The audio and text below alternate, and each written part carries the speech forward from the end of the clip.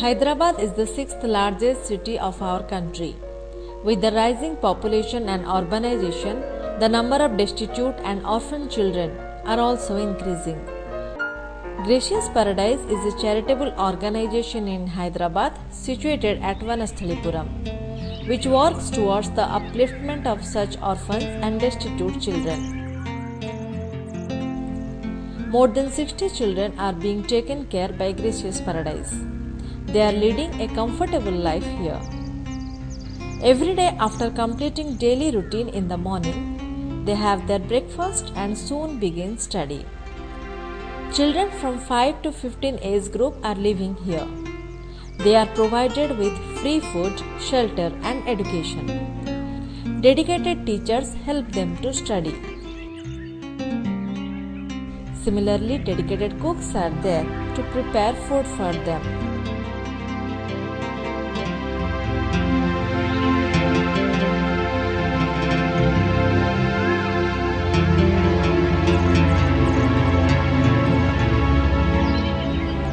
In regular intervals, health camps are organized here.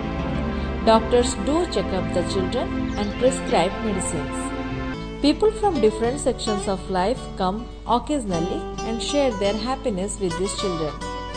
They share their birthdays, anniversaries and special days with these children.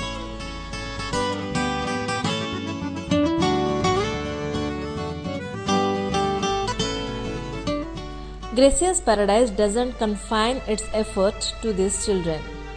It also plans to help deprived school-going children who are living in slums.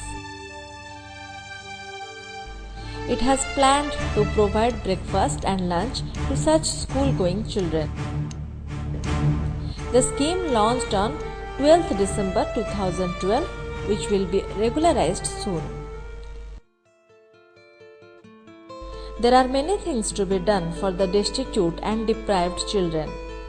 This can only be possible if everybody come out voluntarily and graciously join their hands with us in every possible way. మన ప్రభు అయిన యేసుక్రీస్తు నామమున కీర్తన channel ద్వారా ఈ యొక్క కార్యక్రమాన్ని చూస్తున్నటువంటి మీ అందరికీ కూడా గ్రేషియస్ ప్యారడైజ్ తరఫున శుభాభివందనాలు తెలియజేస్తున్నా. మరి ఒకసారి దేవుడు ఇక్కడ నిలబెట్టడానికి ఇచ్చినటువంటి గొప్ప కృపను బట్టి మరి దేవాది దేవునికి స్తుతులు చెల్లించుకుంటున్నాను. ఈ రోజు మరి పునాది గురించి మీతో ధ్యానం చేయాలని అనుకుంటున్నాను. పునాది కానీ పునాది రాయి కానీ బయటికి ఎక్కడికి కూడా అసలు కనిపించదు. అది ఎక్కడ ఉంటుందంటే భూమి లోపలికంటూ ఉంటుంది. మనం ఒక బిల్డింగ్ కనుక కట్టామంటే దాని యొక్క పునాది ఎంత గట్టిగా ఎంత స్ట్రాంగ్గా ఉంటే ఆ బిల్డింగ్ అంత స్ట్రాంగ్గా ఉంటుంది. పోయిన నెలలో మనం చూసాము. మరి ఉత్తరాంచల్లో కనుక చూసుకుంటే పునాది లేనటువంటి అనేక మేడలు అన్నీ కూడా పేక మేడల్లాగా అవన్నీ కూడా కూలిపోయి అట్లాంటి జీవితాలు మనకి వద్దు. మనము స్థిరమైనటువంటి రాయి మీద మన యొక్క పునాది మనము నిర్మించుకుందాము. మరి అట్లాంటి పునాది నిర్మించుకున్నటువంటి ఒక స్త్రీని గురించి ఈరోజు మీతోటి నేను వాక్యానుసారంగా ధ్యానము చేయబోతున్నాను. నిర్గమాకాండము 4వ అధ్యాయంలో ఒక మాట వ్రాయబడి ఉంది. నిర్గమాకాండము 4వ అధ్యాయము 24వ వచనము చూడండి. అతడు పోవు మార్గమున సత్రములో యెహోవా అతనిని ఎదుర్కొని అతనిని చంపచూడగా సిప్పోరా వాడిగల రాయి తీసుకొని తన కుమారునికి సున్నతి చేసి అతని పాదముల యొద్ద అది పడవేసి, నిజముగా నీవు నాకు రక్త సంబంధమైన పెనివిటివైతవనెను. అంతటా ఆయన అతనిని విడిచెను. అప్పుడు ఆమె, ఈ సున్నతిని బట్టి నీవు నాకు రక్త సంబంధమైన పెనివిటివైతవనెను. చిన్న ప్రార్థన చేసుకుందాము. స్తోత్రం నాయన, పరిశుద్ధుడా, నీకు వేలాది వందనాలు, స్తుతులు, స్తోత్రాలు తండ్రి. ప్రభువామరి నాయన, ఆనాడు తండ్రి ప్రభువామరి నాయన సిప్పోరా తన యొక్క భర్తని తన యొక్క కుమారుల్ని రక్షించుకున్న తండ్రి.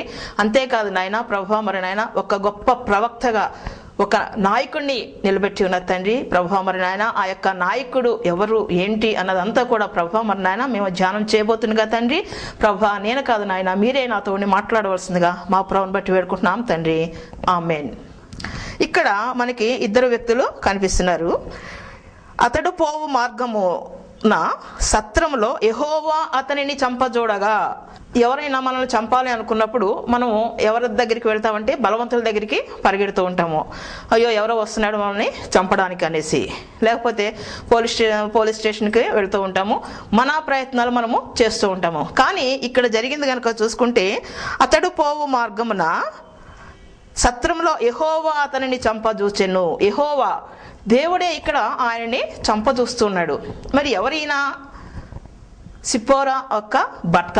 సిప్పోరా యొక్క భర్త ఎవరు అని ఒకసారి ఆలోచన చేయండి. ఎవరు ఈ భర్త అనుకుంటే, భయంకరమైనటువంటి దాస్యము నుంచి ఇశ్రాయేలీ ప్రజలందరినీ కూడా రక్షించడానికి, విమోచించడానికి ఏర్పరచుకునబడ్డటువంటి ఒక గొప్ప మహనీయుడు ఆయన మోషే. మోషే జన్మించినప్పుడే మరి భయంకరమైనటువంటి పరిస్థితులు ఉన్నాయి. ఆ భయంకరమైనటువంటి పరిస్థితుల్లోంచి మరి రాజు కుటుంబానికి చేరుకున్నాడు. రాజు కుటుంబం నుంచి మరలా అతను తన యొక్క సొంత ప్రజల కోసము వారిని ఏ విధంగా అయినా సరే విడిపించాలి అనేసి హత్య కూడా చేసినటువంటి వ్యక్తి.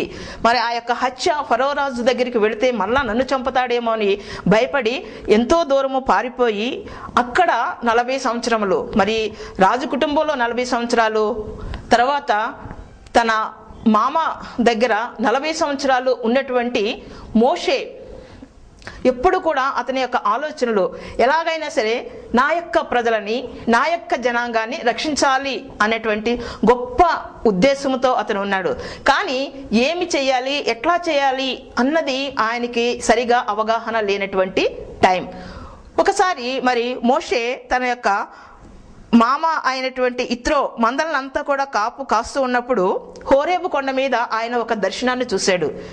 దర్శనం కాదు, నిజముగా అక్కడ జరుగుతున్నటువంటిది. ఆ పొదంతా కూడా మండిపోతూ ఉంది, కానీ అది కాలిపోవట్లేదు. అంతా కూడా మరి మంటతో ఉంది. కానీ అక్కడ జరుగుతున్నటువంటి అద్భుత కార్యం కనుక చూసుకుంటే, ఒక్క ఆకు కానీ, ఒక కొమ్మ కానీ, ఒక రెమ్మ కానీ ఏమీ కూడా మాడి మసి అయిపోయి కిందకి రాలిపోవట్లేదు. మంటలాగే ఉంది, చెట్టులాగే ఉంది. ఏంటి వింత అని మరి ఈ యొక్క మోషే అక్కడికి వెళ్ళినప్పుడు దేవుడు మోషేతో మాట్లాడడం ప్రారంభించాడు. మోషే, ఇది పరిశుద్ధ స్థలము కాబట్టి నీ యొక్క చెప్పులు విప్పమన్నప్పుడు చెప్పులు విప్పుకుని అక్కడికి వెళ్ళాడు. యెహోవా దేవుడు ఇంత దీర్ఘమైనటువంటి సంభాషణ మరి ఎవరితోటి కూడా చేసినట్టు మనకి ఎక్కడ కూడా లేదు. ప్రభా, మరి నీవు ఎవరు తండ్రి అని అడిగినప్పుడు, మరి మోషే ప్రభువుని అడిగినప్పుడు దేవుడు చెప్పినటువంటి మాట ఏంటంటే, నేను ఉన్నవాడను, అనువాడను, నేను నీకు ఒక గొప్ప పనిని నీకు అప్పగిస్తూ ఉన్నాను. మరి ఈ యొక్క ఇశ్రాయేలీ ప్రజలు అంతా కూడా భయంకరమైనటువంటి దాస్యంలో ఉన్నారు.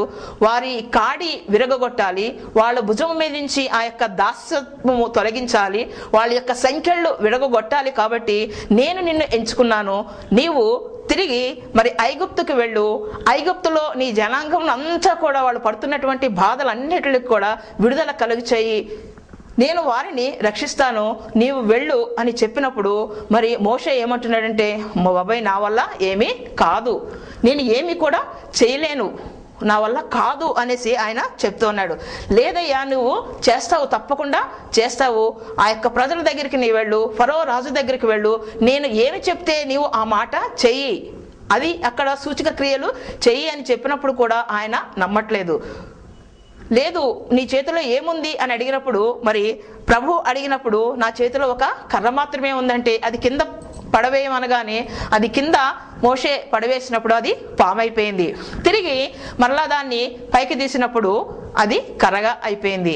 మరలా ఇంకొకసారి నీ చెయ్యి ఇక్కడ పెట్టుకో అంటే చెయ్యి హృదయం దగ్గర పెట్టినప్పుడు అది కుష్ఠ రోగము గలదైపోయింది. మళ్ళా చెయ్యి దగ్గర పెట్టుకున్నప్పుడు అది మంచిగా అయిపోయింది. నీ దగ్గర ఉన్న నీరు కింద పోయినప్పుడు, అది కింద పోసినప్పుడు అది రక్తంగా మారింది.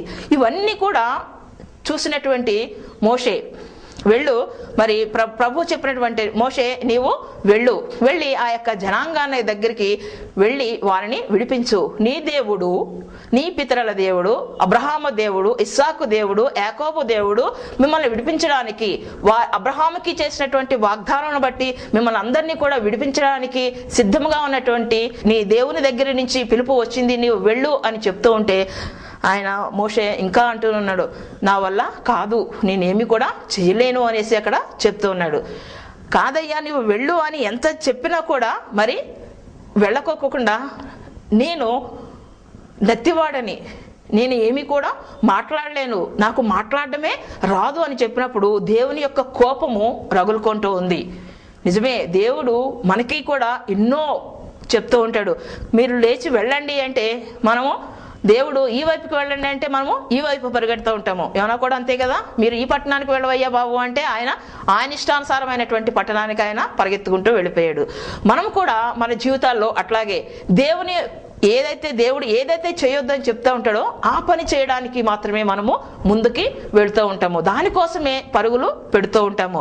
మరి ఇక్కడ కూడా మోషే తోటి దేవుడు చెప్తున్నాడు, నీవు వెళ్ళవయ్యా, నీవు వెళ్ళు, నువ్వు చూసినటువంటి ఈ గొప్ప కార్యాలు, ఈ మహత్ కార్యాలు చూసావు కదా, నమ్ము, విశ్వసించు, ఇప్పుడైనా కూడా వెళ్ళి మరి ఆ యొక్క నీ జనాంగాన్ని, నీ బంధువుల్ని, నీ వారిని అందరినీ కూడా విడుదల తీసుకుని పాలు తేనెలు ప్రవహించు కానాన దేశానికి నీవు తీసుకుని రా అంటే నా వల్ల కాదు అనేసి ఆయన చెప్తూ ఉన్నాడు.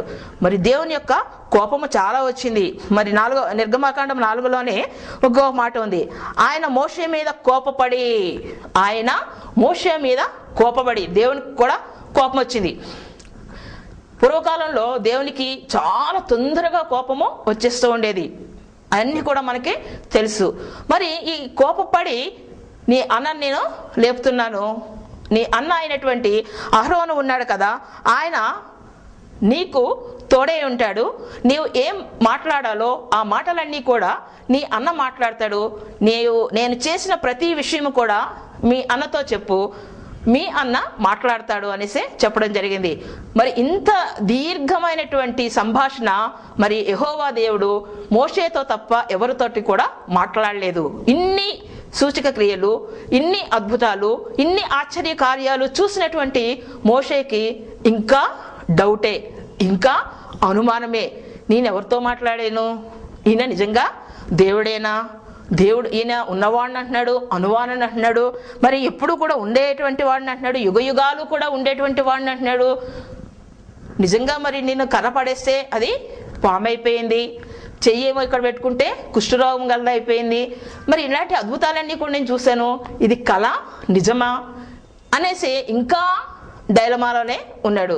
మన జీవితాల్లో కూడా మనము కూడా దేవుని యొక్క అద్భుతాలు చూసుకుంటూ ప్రతిరోజు కూడా మనం కూడా ఏదో కష్టం వచ్చినప్పుడు ప్రభువా అనగానే ప్రభువు మరి చక్కగా మనకి తోడై ఉండి ఆ చిన్న కష్టం నుంచి పెద్ద కష్టం వరకు కూడా మనల్ని బయటికి నడిపించేటువంటి దేవుని ఇంకా మనస్ఫూర్తిగా నమ్మలేక అనుమానంతో ఏదేదో ఊహించుకొని మన ఇష్టానుసారమైనటువంటి ఆలోచనలతోటి మనము ఉంటూ ఉంటాము. మరి ఇక్కడ మోషే కూడా మరి ఆయన కూడా మానవుడే. ఈయన ఇంకా అన్నమాట మనకి ఇప్పుడు ఏదన్నా ఒక చిన్న దర్శనము కానీ, చిన్న స్వస్థత కానీ, భాషలు కానీ ఏదైనా వచ్చినంటే అందరికీ కనపడేలాగా ఎంతగానో మనం పబ్లిసిటీ ఇచ్చుకుంటాము, ఎంతగానో గొప్పలు చెప్పుకుంటా ఉంటాము. దేవుడు నా ప్రార్థన అంగీకరించాడు, దేవుడు నా ప్రార్థన మరి నా మొర ఆలకించాడు, నాకు ఈ గొప్ప మేలు చేశాడు అనేసి దేవుణ్ణి స్తుతిస్తూ ఉంటాము. ఒక చిన్న విషయాన్ని పట్టుకుని దానిని మనం గోరింతలు కొండంతలుగా చేసుకుని ఎంతగానో దేవుని మహిమపరుస్తూ ఉంటాము, ఎంతగానో మనము దేవుణ్ణి కొనియాడుతూ ఉంటాము, దేవుని నామాన్ని ఉన్నతంగా చేసి మాట్లాడుతూ ఉంటాము. అయితే మరి ఇక్కడ మోషే ఇన్ని అద్భుతాలు చూసినా కూడా ఆయన పెదవి విప్పి నిజాన్ని ఆయన చెప్పలేకపోయాడు. తన మామ అయినటువంటి ఇత్రోతో కానీ, తన భార్య అయినటువంటి సిప్పోరాతో కానీ ఏ విషయము కూడా ఆయన పంచుకోలేదు. దేవుడు కోపపడ్డాడు, మనుషులకి మాట ఇచ్చింది నేను కాదా, చూపు ఇచ్చింది నేను కాదా, కాళ్ళు ఇచ్చింది నేను కాదా, చేతులు ఇచ్చింది నేను కాదా, నేను నోరు ఇచ్చాను, వెళ్ళు, అహరోను నీకు అండగా ఉంటాడు అని చెప్పినప్పుడు లేచి వెళ్ళాలి.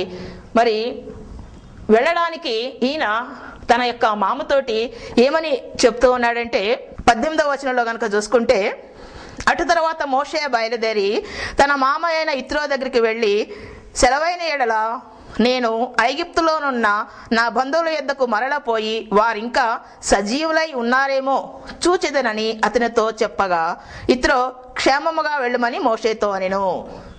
ఏమని చెప్తున్నాడు? దేవుడు చెప్పినటువంటి పని ఏమిటి, ఈయన చెప్పినటువంటి మాట ఏంటి? దేవుడు నీ యొక్క ప్రజలని, ఇశ్రాయేలుని విడుదల చేయడానికి నిన్ను పంపిస్తున్నాను, నీవు లేచి వెళ్ళు అని చెప్తే, మరి ఇక్కడ మోషే ఏమని చెప్తున్నాడు? నా యొక్క బంధువులు వారు ఇంకా బతుకున్నారో చచ్చిపోయారు, ఇంకా సజీవులుగా ఉన్నారో మరి చనిపోయారు, నేను వెళ్ళి వారిని చూసొస్తాను అని మాత్రమే చెప్పాడు. కానీ నాకు ఈ యొక్క హోరేబు పర్వతం మీద దేవుని యొక్క దర్శనం కలిగింది. దేవుడు నాకు ఒక గొప్ప బాధ్యతని ఇచ్చాడు. ఆ బాధ్యతని నెరవేర్చడానికి నేను వెళ్తున్నాను. నాకు తోడుగా నా అన్న అహరోను, ఆయన్ను కూడా దేవుడు పంపిస్తానని చెప్పాడు అన్నటువంటి మాటని ఆయన చెప్పలేకపోయాడు. తన మామతోటి ఆ యొక్క మాటని చెప్పలేకపోయాడు. అయితే మామ ఏమనుకుంటున్నాడు? మరి తల్లి, తండ్రి, మరి అక్క చెల్లెళ్ళు, బంధువులు, తన యొక్క సొంత జనాంగము, రక్త సంబంధులు, వీళ్ళందరినీ చూసుకోవడానికి వెళ్తున్నాడు అని అనుకుని, సరే వెళ్ళి చూసుకునిరా అని ఎప్పుడైతే చెప్పాడో, మరి తన యొక్క భార్య అయినటువంటి సిప్పోరాను తీసుకున్నాడు, తన యొక్క 2 కుమారుల్ని కూడా తీసుకుని మరి ఆయన బయలుదేరి వెళ్ళాడు. బయలుదేరి వెళ్ళి మార్గంలో మరి వెళ్తూనే ఉన్నాడు. అయితే దేవుడు మాత్రము ఆయనతోటి ప్రతిరోజు కూడా మాట్లాడుతూనే ఉన్నాడు. మోషేతోటి దేవుడు ఎప్పుడు కూడా మాట్లాడుతూనే ఉన్నాడు. మోషేతోటి దేవుడు ఏం చెప్తున్నాడంటే, నువ్వేమో అబద్ధం చెప్పవలసినటువంటి అవసరము లేదు, నీ బంధువులంతా కూడా సజీవులుగానే ఉన్నారు. ఫరో, అప్పుడు ఉన్నటువంటి ఫరో మాత్రము చనిపోయాడు. ఆ తర్వాత అతని కుమారుడైనటువంటి ఫరో మాత్రమే రాజ్యాన్ని పరిపాలన చేస్తున్నాడు. నీవు దేనికి కూడా భయపడవలసినటువంటి అవసరము లేదు, నీవు క్షేమంగా వెళ్ళు. అయితే నీవు అక్కడికి వెళ్ళిన తర్వాత ఆ రాజుతోటి నువ్వు ఏం చెప్తావంటే, నా యొక్క ప్రజలు, ఈ యొక్క జనాంగం అంతా కూడా మా దేవుణ్ణి కొలుచుకోవడానికి మరి కొంత దూరము మేము అక్కడికి అరణ్యంలోనికి పోయి 3 దినాలు ప్రయాణం చేసేటువంటి దూరము మేము వెళ్ళి అక్కడ మా దేవునికి అర్పణలు చేసుకుంటాము, అక్కడ మేము పండుగలు ఆచరిస్తాము, అక్కడ మా దేవుని మేము కొలుస్తాము అని చెప్పు. అంతేకాదు తర్వాత మరలా పక్కన ఉన్నటువంటి వారి దగ్గర నుంచి వెండి, బంగారము, వస్త్రాలు ఇవన్నీ కూడా తీసుకుని మీరు బయలుదేరి వెళ్ళండి అని చెప్పడం జరిగింది. అయితే మరి రాజు పంపిస్తాడా అంటే పంపించడు. కాబట్టి నేను అనేకమైనటువంటి తెగుళ్ళను వాళ్ళ మీదకి పంపిస్తాను, అవన్నీ కూడా నీ ద్వారానే అవుతాయి, నీవే ఆ కార్యాలన్నీ కూడా చేస్తావు, గొప్ప కార్యాలన్నీ కూడా చేస్తావు అనేసి మరి ఈ మోషేతోటి దేవుడు చెప్తూ ఉంటే మోషే అంతా వింటూనే ఉన్నాడు. ఇదంతా నేను చేయగలనా అనేటువంటి సందేహం ఇంకా ఆయనలో వస్తూనే ఉంది. చాలాసేపు ఆయన ఆలోచించుకుంటూనే ఉన్నాడు. ఏంటి, నేను ఫరో దగ్గరికి వెళ్ళి ఇంతమందిని నా ఒక్కడి వల్ల ఇది సాధ్యమవుతుందా? ఎందుకంటే వాళ్ళు ఉన్నటువంటి వాళ్ళు ఎంతమంది అంటే సైన్యమే 6 లక్షల మంది ఉన్నారు. యవ్వనస్తులైనటువంటి వాళ్ళు 6 లక్షల మంది అక్కడ ఉన్నారు. ముసలివాళ్ళు, వృద్ధులు, తల్లిదండ్రులు, స్త్రీలు, పిల్లలు, వీళ్ళంతా కూడా కలుపుకుంటే దగ్గర మరి 30 లక్షల మందో ఉంటారు. వీళ్ళందరినీ నేను ఎక్కడి నుంచి ఎట్లాగా నేను నడిపించగలుగుతాను? నేను ఏమి చేసే వాళ్ళని బయటికి తీసుకురాగలుగుతాను? ఫరో నా యొక్క మాట వింటాడా? నన్ను బ్రతకనిస్తాడా అని ఆలోచించుకుంటుంటే దేవుడు మరి మోషేతోటి ఇంకొక మాట చెప్తూ ఉన్నాడు. ఏమనంటే 22వ వచనంలో చూసుకుంటే, ఇజ్రాయేలు నా కుమారుడు, నా జ్యేష్ఠపుత్రుడు, నన్ను సేవించినట్లు నా కుమారుని పోనిమ్మని నీకు ఆజ్ఞాపించుచున్నాను. పంపనొల్లని ఎడల ఇదిగో నేను నీ కుమారుని, నీ జ్యేష్ఠపుత్రుని చంపేదనని యెహోవా సెలవిచ్చుచున్నాడని అతనితో చెప్పమనెను. ఇజ్రాయేలు అందరూ కూడా నా యొక్క జ్యేష్ఠ పుత్రుడు, మరి వాళ్ళని విడిపించమని చెప్తున్నాడు. ఒకవేళ వాళ్ళని పంపించకపోతే ఈ తెగుళ్ళు లేకపోతే ఈ భయంకరమైనటువంటి పరిస్థితులు అన్నీ కూడా అయిపోయిన తర్వాత ఆఖరిగా నేను ఒకటి చేస్తాను. అది ఏంటంటే మరి ఈ ఫరో దగ్గర నుంచి అతని యొక్క జ్యేష్ఠ కుమారుని కూడా నేను చంపివేస్తాను, నీ కుమారుని కూడా చంపివేస్తాను అనేసి దేవుడు చెప్తున్నాడు. నీవు వెళ్ళి ఫరోతో మాట్లాడు అంటే మరి ఈ మోషేకి పెద్ద భయము వచ్చింది. మోషేకి చాలా భయము. నేను రాజు దగ్గరికి వెళ్ళి ఫరో దగ్గరికి వెళ్ళి ఏమని చెప్పాలి? నీ జ్యేష్ఠ కుమారుని నేను చంపివేస్తానని చెప్తే ఆ ఫరో ముందు నన్ను చంపేస్తాడేమో, ఫరో మొట్టమొదటిగా నన్ను చంపివేస్తాడేమో. ఒక రాజు దగ్గరికి వెళ్ళి నీ కుమారుడు చనిపోతాడు, దేవుడు చంపేస్తాడు అని చెప్తూ ఉంటే అతను రియాక్ట్ అయ్యి మొట్టమొదటిగా నన్ను బంధించి జైల్లో పడేస్తాడేమో, నన్ను చంపేస్తాడేమో, నా భార్యను చంపేస్తాడేమో, నా పిల్లల్ని చంపేస్తాడేమో, నేను ఏం చేయాలి? ఇటు చూస్తే నేను దేవుడు అంటున్నాడు, అబ్రహాము దేవుడు అంటున్నాడు, ఇస్సాకు దేవుడు, మరి ఇన్ని పేర్లు ఈయన చెప్తున్నా ఉన్నాడు. నేను ఉన్నవాడిని అంటున్నాడు, సజీవుడిని అంటున్నాడు, మాట్లాడేటువంటి దేవుడు, రోజు మాట్లాడుతూనే ఉన్నాడు నాతోటి. నేను వెళ్ళి ఫరో దగ్గరికి వెళ్తే ఫరో నన్ను చంపేస్తాడేమో, ఇప్పుడు నేను ఏమి చేయాలి? ముందు చూస్తే నుయ్య, వెనక చూస్తే గొయ్య అన్నట్టు ఉంది నా పరిస్థితి. అటు వెళ్ళకపోతే ఈయన దేవుడు అంటున్నాడు, అటు వెళితే ఫరో నన్ను మొట్టమొదటిగా చంపివేస్తాడేమో, ఏమి చెయ్యాలి అనేసి ఆలోచనలో ఆయన అప్పుడు నోరు విప్పి తన యొక్క భార్యతోటి అన్ని విషయాలు కూడా చెప్తూ వచ్చాడనమాట. నేను ఇట్లా ఈ హోరేబు పర్వతం మీదకి వెళ్ళినప్పుడు దేవుడు నాకు అక్కడ కనిపించాడు, దేవుడు నాతోటి మాట్లాడాడు. మరి నా యొక్క బంధువులు అంతా కూడా, నా రక్త సంబంధకులంతా కూడా, నా స్వజాంగం అంతా కూడా మరి భయంకరమైనటువంటి దాసత్వంలో వాళ్ళు మునిగిపోయి ఉన్నారు. వాళ్ళని విడుదల చేయడానికి దేవుడు నన్ను నియమించుకున్నాడంట అని అప్పుడు ఆయన తన భార్య అయినటువంటి సిప్పోరాతోటి అన్ని విషయాలు కూడా చెప్తూ వచ్చాడు. వారు గాడిద మీద ప్రయాణమే వచ్చిన తర్వాత ఒకరోజు రాత్రి వారు సత్రంలో అక్కడ విశ్రాంతి తీసుకున్నారు. ఆ రాత్రి వాళ్ళు అక్కడ ఉండిపోయారు. ఆ రాత్రి జరిగినటువంటి విషయం కనుక చూసుకుంటే బహుశా మోషే అనుకుంటాడు, సరే ఈయన వెళ్ళమంటున్నాడు, దేవుడు చెప్పాడు కాబట్టి నేను వెళతాను, వెళ్ళిన తర్వాత నా యొక్క జనాంగం అంతా కూడా ఎట్లా ఉన్నారో నేను చూసుకుంటాను, ఫరో దగ్గర కూడా వెళ్తాను, అడుగుతాను, పంపించమని అడుగుతాను, ఆయన పంపిస్తే పంపించడు, లేదా నేను తిరిగి నా భార్య పిల్లలతోటి తిరిగి నా గృహానికి, నా మామ దగ్గరికి నేను తిరిగి వెళ్ళిపోదాము అనేసి హృదయములో ఆయన ఆలోచన చేసుకొని ఉన్నాడు. హృదయంలో ఎప్పుడైతే అతను ఆలోచన చేసుకున్నాడో, హృదయాలోచన ఎరిగినటువంటి దేవుడు. మరి అక్కడ కనుక చూసుకుంటే ఆ తెల్లవారి మోషే తిరిగి ప్రయాణమై వెళ్ళడానికి బయలుదేరినప్పుడు ఒక గొప్ప కార్యం అక్కడ జరుగుతోంది.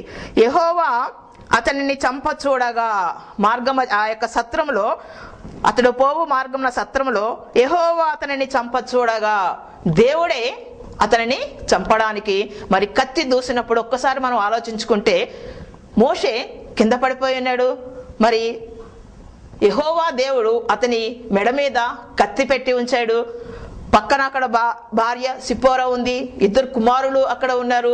ఆ యొక్క పరిస్థితి అంతా కూడా చూసుకుంటే ఎంతో అక్కడ మరి చనిపోవలసినటువంటి పరిస్థితి. మోషేని చంపడానికి ఎవరు వచ్చారు అంటే దేవుడే దిగి వచ్చాడు.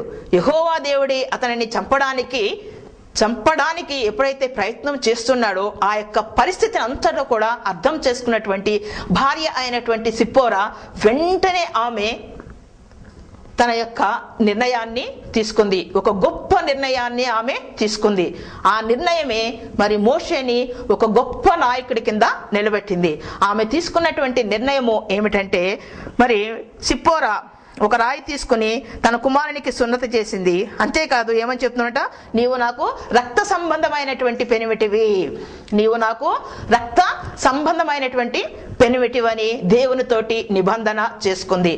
నిజమే, మనము కూడా భయంకరమైనటువంటి పరిస్థితుల్లో ఉన్నప్పుడు దేవునితోటి ఒక నిబంధన చేసుకోవాలి. ఆ నిబంధన ఎట్లాంటిదంటే మనము చేయగలిగేటువంటిది మనము చేయాలి. ఈ సిప్పోరా మరి దేవునితోటి చెప్తుంది, నీవే నా యొక్క నిజమైనటువంటి పెనిమిటివి, నీవే నా యొక్క రక్త సంబంధవి అనేసి అక్కడ చెప్పడం జరుగుతోంది. నిజమే, మనం కూడా అట్లాంటి నిర్ణయాలు తీసుకోవాలి. మనం ఎక్కడ చూసినా కూడా మోషే గురించి మనం చదువుతూ ఉంటే మోషే ఒక గొప్ప నాయకుడు. కనీసము కరెంటుగా లేదు, మైకులు లేవు, ఎలక్ట్రానిక్ మీడియా లేదు, ఏమీ లేదు, కనీసం ఒక బూరలు లేవు. అట్లాంటి స్థితిలో 30 లక్షల మందిని నడిపించినటువంటి మహానాయకుడిని మనము చూస్తూ ఉంటాము. ఆయన చేసినటువంటి అద్భుత కార్యాలు, ఎర్ర సముద్రం గురించి మనం మాట్లాడుకుంటూ ఉంటాము, మన్నాను గురించి మనం మాట్లాడుకుంటూ ఉంటాము, మరి మంచి నీటి గురించి మనం మాట్లాడుకుంటూ ఉంటాము, పూరేళ్ళ గురించి మనం మాట్లాడుతూ ఉంటాము. ఇన్ని గొప్ప కార్యాలు అన్నీ కూడా మోషే ద్వారా జరిగించారు ప్రభు అయినటువంటి యెహోవా దేవుడు. కానీ ఆ యొక్క మోషేని నిలబెట్టింది మాత్రము దేవుని చేతిలో హతము కాకుండా, చనిపోకుండా నిలబెట్టింది ఎవరు అంటే మోషే యొక్క భార్య అయినటువంటి సిప్పోరా. మరి సిప్పోరా గురించి మనం ఎక్కడైనా చదువుతామంటే ఎక్కడ కూడా మనము చదువుకోము. ఇక్కడ మాత్రమే ఆ కొద్దిగా మాత్రమే అక్కడ వ్రాయబడి ఉంది. మనం కూడా మన జీవితంలో ఒక గొప్ప కార్యము చేయాలి అనుకుంటే, ఎంతో ఉన్నతమైనటువంటి స్థానాలకి మన కుటుంబాన్ని నడిపించుకోవాలన్నా కూడా సిప్పోరా వలె మనం కూడా కొన్ని నిర్ణయాలు తీసుకోవాలి. నిజమే, కీర్తనాకారుడు అంటాడు కదా, 18వ అధ్యాయం 1వ వచనంలో అంటాడు, నా కోట, నా కొండ, నా శైలము, ఇవన్నీ కూడా ఆయనే మన యొక్క కోట. ఆ కోటలో మనం ఉండే మనకి రక్షణ, మనకి మరి ఎంతో ధైర్యము, ఏ విధమైనటువంటి అపాయాలు మన దగ్గరికి రానే రావు. అట్లాంటి కోట, కొండ, శైలము, దుర్గము అయినటువంటి దేవుడు మనకి దేవుడుగా కలిగి ఉండడం ఎంతో ధన్యత. మనమే అందరము కూడా అట్లాంటి ధన్యత కలిగి ఉండాలి. అంతేకాదు, సిప్పోరా ఏ విధంగా అయితే తన యొక్క భర్తని నిలబెట్టిందో, ఒక స్త్రీగా ఇమీడియట్గా ఆమె తీసుకున్నటువంటి నిర్ణయము, ఆమె ఆలోచించి ఎప్పుడో తీసుకుందామని అనుకుంటే మోషేని అక్కడ మరి దేవుడు చంపేసేవాడే, కానీ ఆమె త్వరగా తీసుకుంది. మనము కూడా జ్ఞానము కలిగినటువంటి స్త్రీ వెంటనే మరి చక్కగా నిర్ణయాలు తీసుకొని తన యొక్క కుటుంబాన్ని అంతా కూడా చక్కబెట్టుకుంటుంది. అదే మరి ఆ జ్ఞానం లేనటువంటి స్త్రీ కనుక చూసుకుంటే తన కుటుంబాన్ని తన చేతులు తానే ఊడబెరుక్కుంటూ ఉంటుంది. ఇక్కడ మోషే పరిస్థితి కనుక చూసుకుంటే దేవునితోటి దేవుని యొక్క అద్భుత కార్యాన్ని చూశాడు, దేవుడు తన ద్వారా జరిగించినటువంటి కార్యాలు చేశాడు, అయినా కూడా ఇంకా శంకిస్తూనే ఉన్నాడు, నిజము చెప్పలేకపోయాడు. కానీ మరి ఎప్పుడైతే ఖడ్గము అతని పీకల మీదకు వచ్చిందో అప్పుడు అతను దేవుని యందు పూర్తి విశ్వాసముతోటి, పూర్తి నమ్మకముతోటి బయలుదేరి వెళ్ళాడు. అంతేకాదు, ఆ యొక్క ఇశ్రాయేలీ ప్రజలందరినీ కూడా వారి యొక్క దాస్యము నుంచి బయటికి వెలుపలికి రప్పించగలిగాడు. మరి మనము కూడా స్త్రీలమైనటువంటి మనము కూడా మన కుటుంబము ఎక్కడ కట్టబడి ఉంది? క్రీస్తు అనేటువంటి బండ మీద కట్టబడి ఉందా, లేదా ఇసుక నేలల్లో కట్టబడి ఉందా చూసుకోవాలి. ఇసుక నేలలో కట్టబడి ఉంటే గాలి తుఫానులు వచ్చిందంటే ఒకేసారి పేక మేడలాగా అవన్నీ కూడా కూలిపోతాయి. అందుకని మన యొక్క కుటుంబము క్రీస్తు అనేటువంటి బండ మీద కట్టబడాలి. అప్పుడే ఎన్ని గాలులు, ఎన్ని వరదలు, ఎన్ని భూకంపాలు ఏమి వచ్చినా కూడా మనము స్థిరంగా ఉంటాము. సిప్పోరా ఏ విధంగా అయితే స్థిరంగా ఉందో, మోషేని ఎట్లా మహానాయకుడిగా నిలబెట్టిందో, మనము కూడా మన కుటుంబాన్ని అట్లా నిలబెట్టగలగాలి. దానికి సరి అయినటువంటి జ్ఞానము దేవుడు మనకి అనుగ్రహించాలి. దేవుడు అనుగ్రహించాలి అంటే దేవునిలో మనము పూర్తి విశ్వాసము కలిగి ఉండాలి. అనుదినము కూడా మనము ప్రార్థన చేయాలి. ప్రభువా, తండ్రి, యేసయ్యా అని మనం ఎప్పుడైతే ఆయనకి విజ్ఞాపన ప్రార్థనలు చేస్తూ ఉంటాడో అప్పుడే మనము మన కుటుంబాలు రక్షించబడతాయి.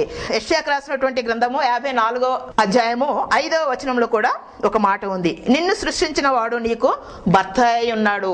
నిన్ను సృష్టించినటువంటి వాడు నీకు భర్త అయి ఉన్నాడు. మరి భర్త అంటే అన్ని కూడా భరించేటువంటి వాడు, అన్ని కూడా సమకూర్చేవాడు, తన యొక్క కుటుంబాన్ని చూసుకునేటువంటి వాడు. ఇవన్నీ కూడా మరి భర్తకుంటాయి. మన భర్త ఎవరు అంటే మరి ప్రభు అయినటువంటి క్రీస్తే. ఆయన రెండవ రాకల్లో పెండ్లి కుమారుడిగా ఆయన వస్తూ ఉన్నాడు. పెండ్లి కుమార్తెగా మనం సిద్ధపడి ఉండాలి.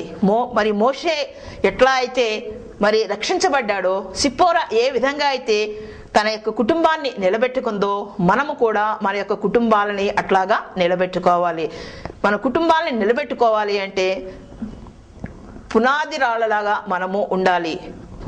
ప్రార్థన చేసేటువంటి యోధురాలుగా మనం ఉండాలి. కన్నీటితోటి మనము ప్రార్థన చేయాలి. సరి అయినటువంటి టైంలో సరి అయినటువంటి నిర్ణయాలు మనము తీసుకోవాలి. మనము ఏ కష్టం వచ్చినా, ఏ బాధ వచ్చినా అధికారుల దగ్గరకో స్నేహితుల దగ్గరకో వెళ్ళి వాళ్ళ మాటలు పట్టుకొని కుటుంబాన్ని చిన్నాభిన్నాలు చేసుకుని కుటుంబాన్ని అంతా కూడా విడగొట్టుకొని భయంకరమైనటువంటి పరిస్థితుల్లోకి పోకుండా మనము ప్రభు అయినటువంటి క్రీస్తు దగ్గరికి రావాలి. ఎప్పుడైతే మనము దేవుని దగ్గరికి వస్తామో, దేవునికి మనము మొరపెడతామో, నీవే నా నిజమైనటువంటి పెనిమిటివి, నీవే నా కోట, నీవే నా కొండ, నీవే నా దుర్గము, నీవే నా శైలము అని ఆయనని స్తుతిస్తామో, ఆయన్ని ఆరాధిస్తామో, అప్పుడు మన జీవితంలో అనేకమైనటువంటి అద్భుతాలు మనము చూడగలుగుతాము. సిపోరా వలె మరి మనము కూడా పునాది రాళ్ళులాగా మరి ఒక మంచి విశ్వాసము కలిగినటువంటి స్త్రీలాగా మనము ఉండి మన కుటుంబాలను మనము చక్కబరుచుకుందాము. దేవుడు ఈ వాక్యాన్ని దీవించునుగాక.